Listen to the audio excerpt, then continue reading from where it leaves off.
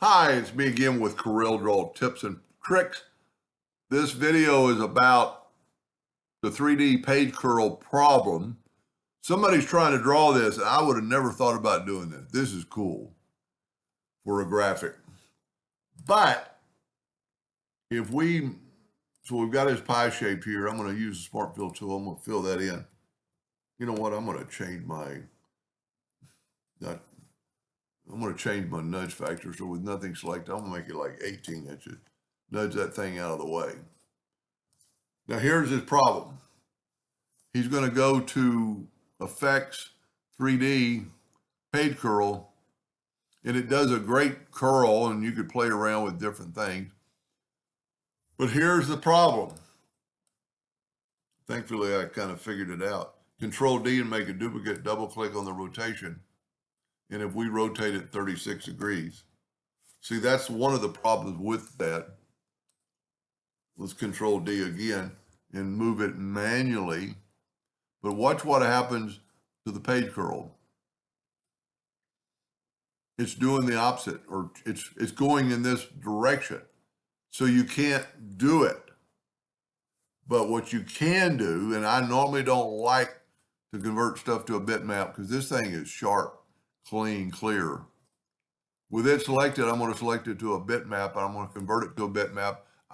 If you were a printer, you might want to use it, CMYK, it doesn't really matter. But now what's cool about this, Control D and make a duplicate, and we can rotate it 36 degrees, and the page curl stays there. That's pretty cool. I like it.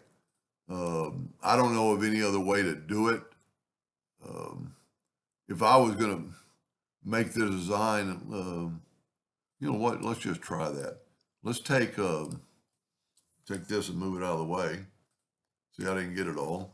Let's take and change the shape a little bit. Just see what happens.